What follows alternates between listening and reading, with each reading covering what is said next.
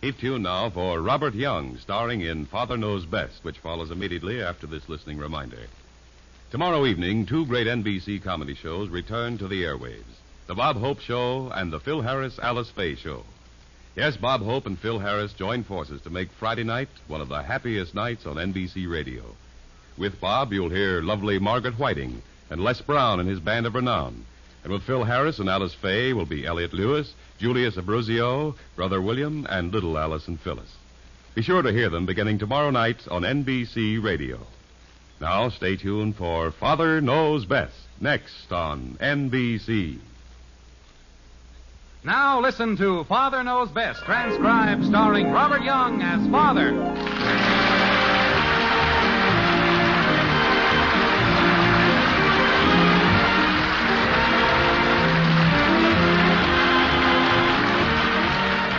Welcome to Springfield and another half-hour visit with the folks in the White Frame House on Maple Street. Sit back and enjoy life with the Andersons, Kathy, Bud, Betty, Margaret, and Jim, as the head of this typical American household again sets out to prove that Father knows best.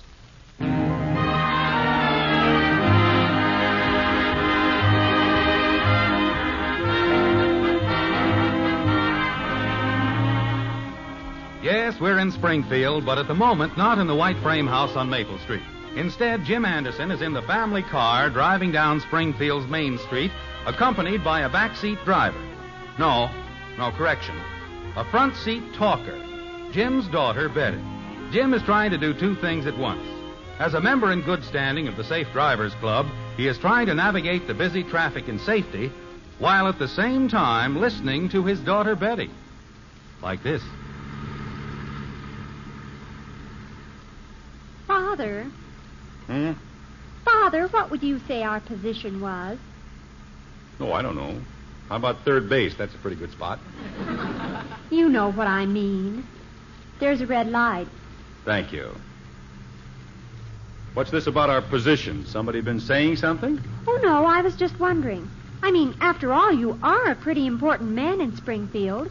People don't get to be district managers just like that. Well, I guess there are some people who, that is, I wouldn't exactly say... The light's green. Thank you very much. I don't know how I could possibly drive this car without your assistance. Father? Now, what's the matter? Father, if people have a certain position, they should certainly live up to it, don't you think? I try to. Occasionally. That's what I told Grace the other day, and she said I was absolutely right. Who's Grace? Oh, you know, Father. She's the man who owns the lumberyard's daughter. She's the who? The man who owns the lumberyard's daughter. Since when does the lumberyard have a daughter? The man does. You know what I mean. I guess so. Didn't they teach English in your school? Naturally. There's a dog in the road. I see the dog. The dog sees me. It is a pretty dog. Green and yellow spots. I was just telling you. Well, you can just stop telling me. What about the girl who owns the lumberyard's father? You mean Grace? Oh, well, we decided that there are certain obligations a girl has to her father. For instance, if you wear a certain dress to a commencement party, you shouldn't wear the same one to a church social, or people will talk. About the father, I mean. In other words, you want a new dress. It's beautiful, Father. It's the most beautiful dress you ever saw. No. My name is Anderson, not Rockefeller. But I spoke to the woman at Gorman's, and she says they're practically giving it away. They are not giving it to me. But, Father, there's a red light. Betty, I know there's a red light. I have a peculiar habit of watching to see whether or not the light has turned red.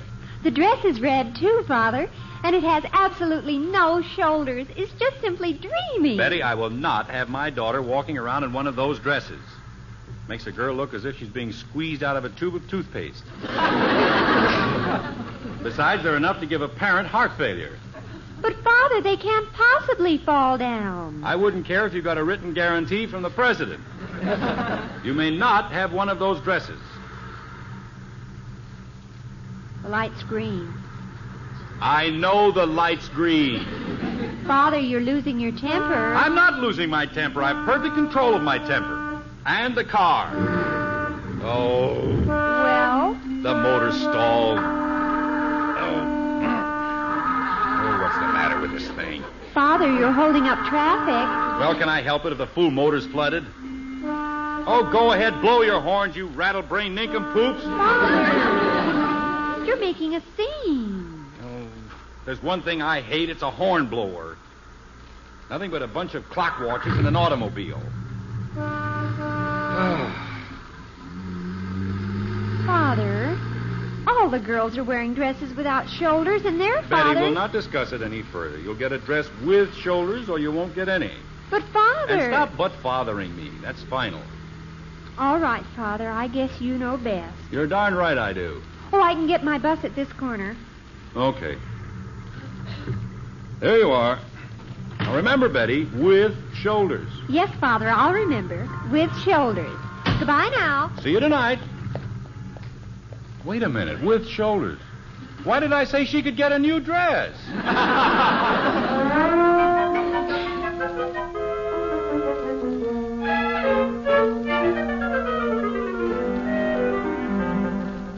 Bud. You want me, Dad? Yes, say, Bud, this lawn looks like it could stand a little trimming. How about it? Yes, sir. I'm going to get on it right now. I'll cut it like it's never been cut before. Well, let's not have anything spectacular. Just cut it. Okay, then I'll get started on the roses. I can cut them back a little, spray the bugs, give them a shot of fertilizer. Oh, and after I get through cultivating all the flower beds, would you like me to wash the car? Bud, do you feel all right? Sure, I feel fine. No temperature. Let me see your tongue. Oh, Dad, cut it out, will you? Gosh, just because I decided to do a little work around here... I still don't get it. Well, I was just reading the newspaper, and did you know that there was a minimum wage scale? 75 cents an hour. The light is beginning to dawn. And there's some talk that Congress might raise it to $1 an hour. I take it, Mr. Anderson, you are dissatisfied with your present allowance. Well, $1 a week isn't much. When I was your age, Bud, I got no allowance at all. If I needed money, I earned it. I did odd jobs around the neighborhood. I ran errands, shoveled snow, mowed lawns. Well, that's what I want to do. But for you? That's 75 cents an hour. Oh, gosh, you wouldn't want me to argue with Congress, would you? You know, Bud, I think you've got something. I have? Gee. How much time had you figured on giving us at your new low rate? Well, I figured 4 hours on Saturday and 4 on Sunday. Do you suppose you could afford that? That'd be $6 a week. I think we can manage. Oh, boy, let me have that lawnmower. I got to get started. Just a minute, Bud. Before you start the run on the Treasury, there ought to be another side to this bargain, you know. As a wage earner, naturally, you'll want to contribute something to the support of the household. I will?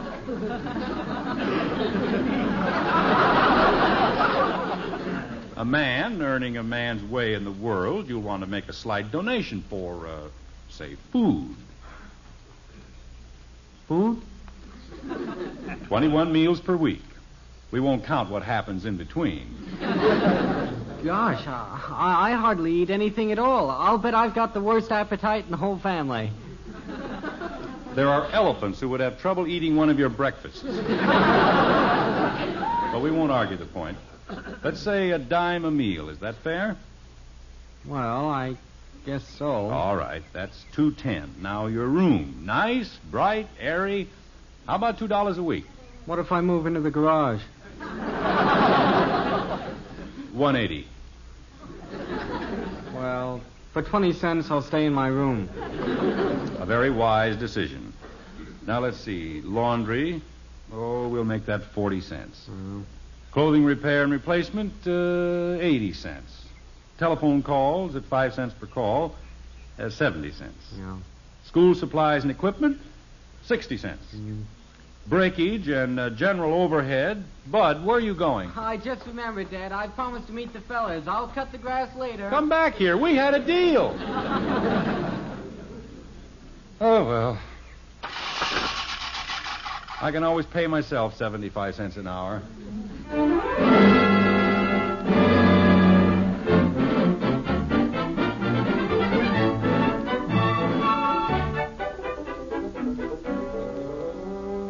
But, Daddy, I didn't mean to break the window. Kathy, my sweet little kitten, it isn't the broken window that's important. It's the fact that you continue to disregard the one thing essential to a well-ordered world.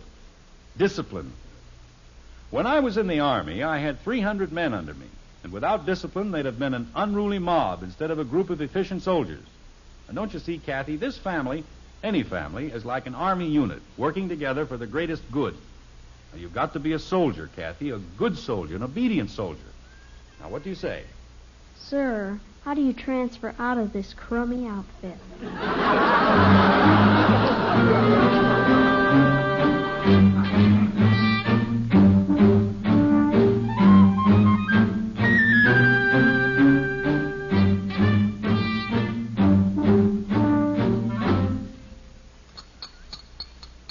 Good morning, Jim, dear. Good morning. And how are all the... Where are the kids? They're a little late this morning, dear. Would you like some waffles for a change? Margaret, I gave those children specific instructions about breakfast. Why can't they be here when they're supposed to be? Well, I guess it's partly my fault. Betty was up late last night, and I told her Morning, that... everybody. What's cooking? Well, you interrupted your mother. Oh, I'm sorry, Mom. That's all right, dear. It's not all right.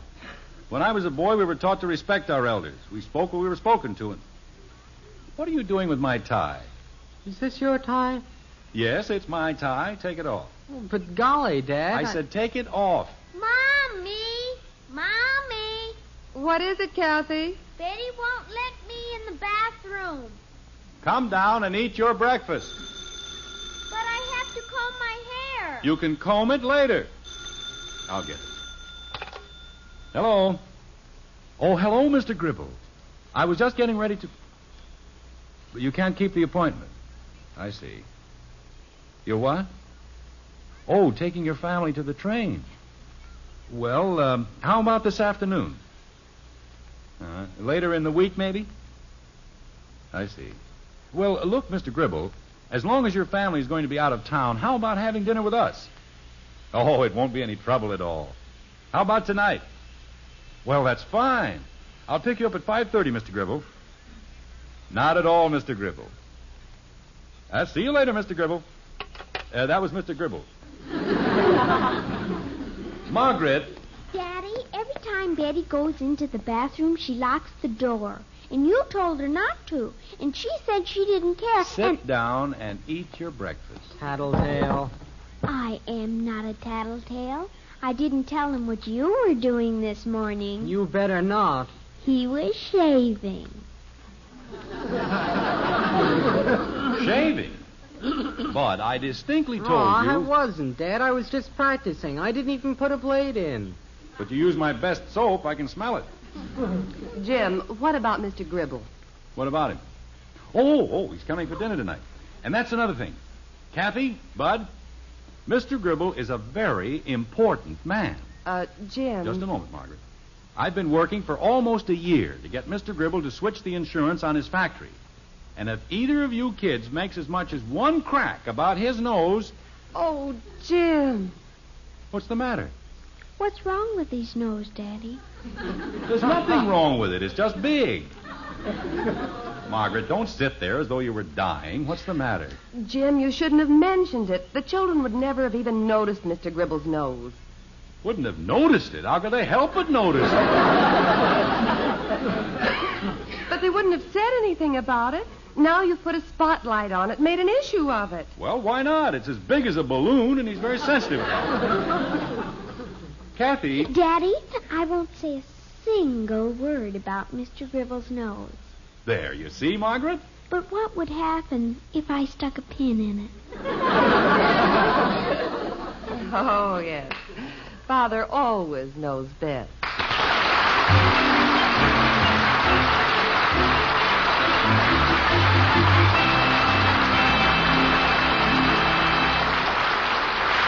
Well, there may be some doubt about Father knowing best in this particular instance. We'll find out in just a moment. You know, a fire that is raging out of control, a fire that isn't burning in an open fireplace or a closed furnace, but a fire that is burning all over the house, destroying everything it touches. That's the fire we all live in fear of. The sound of fire engines racing by in the dead of night isn't an exciting sound. It's a frightening sound. And the only kind of comfort we derive from hearing it is a kind of a small, uneasy relief that it isn't happening to us. Small and uneasy because we know that it could be happening to us. We all hope that it never will. But that's a futile kind of hope, unless we take active steps to see that it doesn't. And the steps to prevent such a fire happening to us are really simple. Here they are. Don't smoke in bed, and don't lose track of that cigarette you're smoking somewhere around the house. Don't store up old rags and papers. Clean them out. Don't put up with defective wiring and old frayed cords.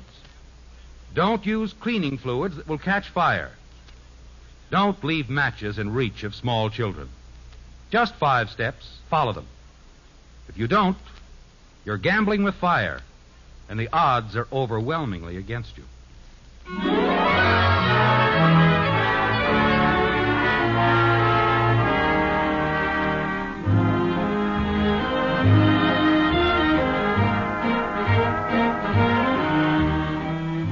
It's almost 6 o'clock, and in the white frame house on Maple Street, there's great activity in the dining room. Jim hasn't arrived as yet with his dinner guest, Mr. Gribble, but the Anderson kids are hard at work setting the table. Like this. Kathy, you know better than that. The forks go on the left. Forks on the left, spoons on the right. I never saw such a bunch of superstitious people. And lay off the olives. One little olive. Bud, sometimes I wonder if it does any good. The weary hours we spend trying to make a lady of Kathleen. We could do better with a baboon. Mommy, they're picking on me again. Kathy, really? Squealer. Well, you were. All you do is pick on me. All right, Kathy. I'm coming. Now, what seems to be the trouble? Oh, it's nothing, Mom. It is so. He says I was a baboon. I did not, did I, Betty? Personally, I think Kathy could stand a zipper on her mouth. All right, that's enough of that. Well, the table looks very nice. Betty, run out to the kitchen and open another jar of olives. All right, Mother. Mommy. What is it now, Kathy? Mommy, I'm scared. Bud. I didn't touch her, Mom, honest. It isn't him, Mommy. It's that Mr. Gribble. Why, Kathy, Mr. Gribble is a very nice man. But his nose. What if I say something about his nose? Can't we eat in the dark so I won't see it? You won't, dear. You won't even think about it. But I can't help it. I can't think about anything else. Mommy, can he really blow water through it like an elephant? Of course not. Where on earth? I was just kidding her, Mom. I didn't think she'd believe me. Oh, Mommy, I want to be good. I don't want to spoil anything for Daddy. But I'm scared. Well, you know what I told you. If you think you're going to say something, just go outside. Bud, she couldn't do that. It wouldn't be polite. Sure it would. She could say, well, she had to put the cat out. That's ridiculous. We don't have a cat. Anyway, the whole idea is preposterous. Oh, sure. As soon as I say something, it's preposterous. Well, just wait. You'll see. Dad's counting on getting Mr. Gribble's insurance. She'll fix it so we all wind up in the poorhouse. Bud, we won't mention it again. But, Mommy, he's right. I will. I always do. Oh, why can't I go to bed? Why can't you tell him I got the measles? Or the smallpox? Oh, Kathy, darling, you're going to be fine. Really, you are. We'll be proud of you. Mother, the car's coming up the driveway. Oh, I wish I was dead.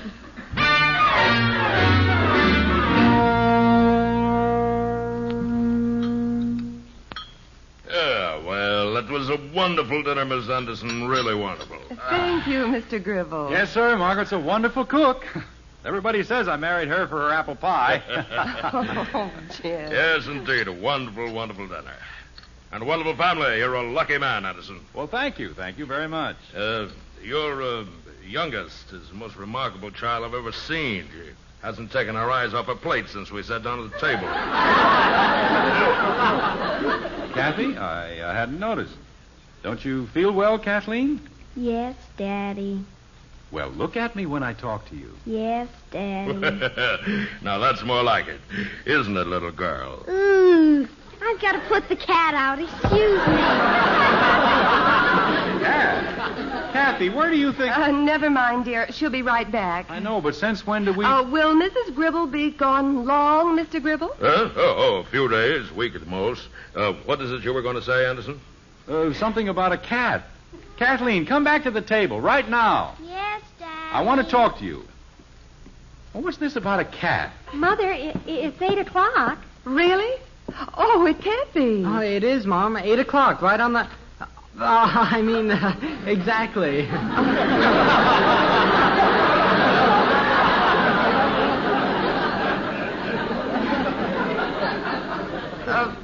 Jim, I'm sorry. Will it be all right if Betty leaves? She has that rehearsal for the church play, you know. I suppose so. Kathy, sit down and behave yourself. All right, Daddy. I'm awfully sorry I have to rush off, Mr. Gribble. Well, that's quite all right, quite all right. I used to be an actor myself when I was a boy. To be or not to be, that is the question, whether 'tis nobler in doing something from Shakespeare, no doubt, huh? No, Edmund Rostand. I'm playing Roxanne in Cyrano. Betty, you'd better go. No, just a minute, Anderson. No use rushing the girl off like that. Cyrano, huh? I don't think I know the piece. Cyrano de Bergerac. It's quite famous. Betty, you're going to be late. Oh, one of those foreign plays, huh? What's it about? Well, actually, it's a story about a man who has a very large... Feather in his hat.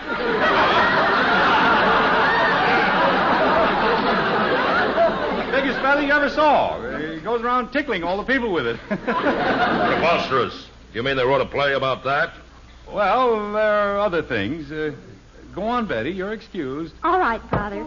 Good night, Mr. Gribble. Good night, everybody. Good night. Daddy. Yes, sweet girl. Lovely young lady. Thank you. We're very proud of Betty. Well, you should be. You've done a good job with her. Excellent. And that isn't easy these days. You can say that again. It's tough being a parent. You worry and figure and scheme, and then when you're all through, heaven only... What's the matter?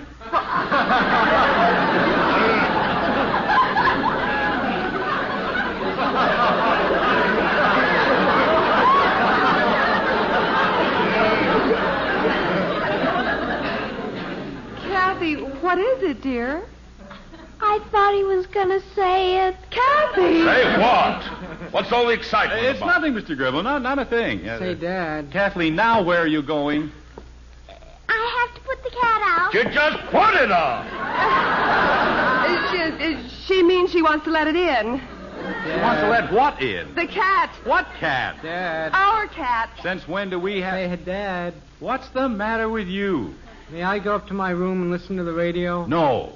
Kathleen, come back here. All right, Daddy. I was just worried about the cat. Will someone please tell me what this is all about? It's amazing. Such devotion to a dumb animal. This is remarkable.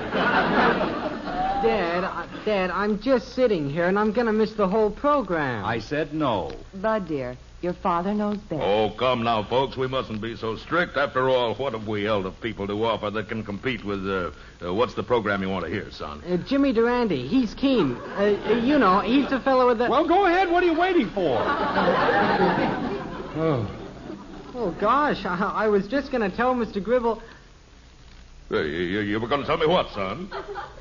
that I'm very happy to have met you. Well, thank you very much. Good night, everybody. Good night, my boy. Good night, Bud. Good night, dear. Daddy. I don't want to hear another word out of you about a cat. But, Daddy. All right, Kathy. Time for bed. Oh, thank you. Thank you, Mommy. Amazing child. Kiss your father good night, Kathy. Good night, Daddy. Good night, kitten. Pleasant dreams. Good night, Mommy. Good night, dear. Good night, Mr. Gribble. Good night, little girl. You're a very sweet child. Thank you. Good night, Mr. Gribble. Good night. Well, that's over. Dear, I know you and Mr. Gribble want to talk about the insurance on his Oh, factory. no hurry about that. I just wondered if I might have another piece of that wonderful pie. Oh, of course. I should have thought of it. There you are. Oh, thank you, my dear. Tell me, Mr. Gribble, about how much insurance were you thinking of carrying on your nose? What?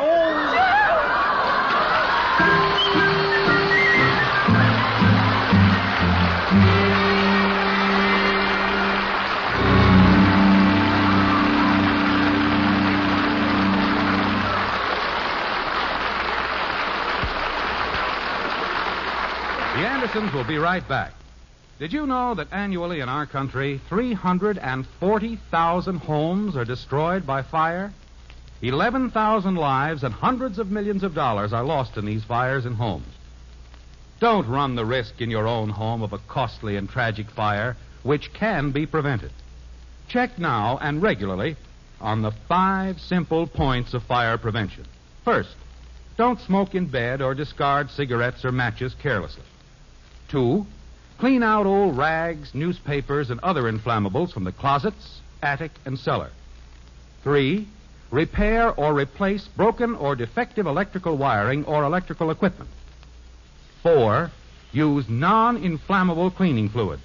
And 5, keep matches in a safe place, out of the reach of small children. It is a simple fact that nearly all the fires which destroy American homes could be prevented if these simple rules are followed. So, follow them in your own homes. Remember, don't gamble with fire. You can't win.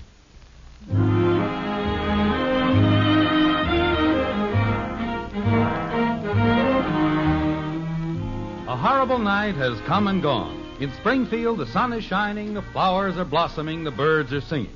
But not in the Anderson breakfast nook. Like this. Jim, you're putting salt on your eggs. Well, I like salt on my eggs. I know, dear. But don't you think you ought to take them out of the shells first? What? Oh. Well, stop staring at me, Kathleen. Eat your breakfast. Yes, Daddy. 11 months. Practically a whole year. Just wasted. Maybe it isn't as bad as you think, dear.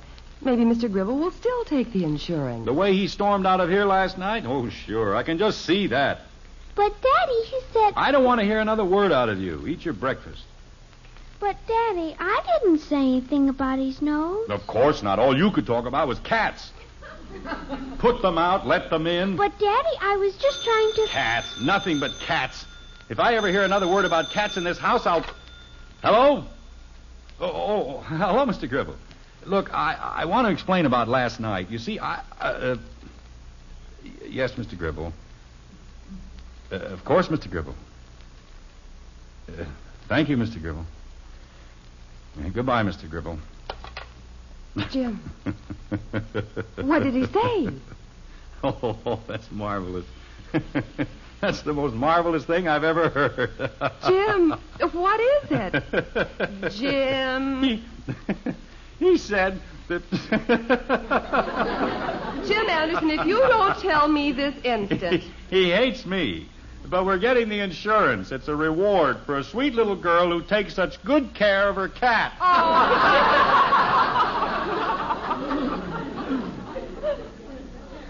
I don't get it.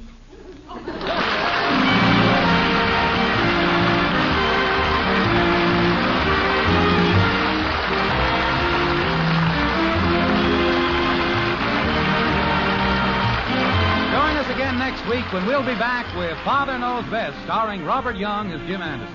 In our cast were Rhoda Williams as Betty, Gene Vanderpyle, Ted Donaldson, Helen Strom, and Bill Conrad. Father Knows Best was an NBC Radio Network production, written by Ed James, directed by Max Hutto, and transcribed in Hollywood. This is Bill Foreman speaking.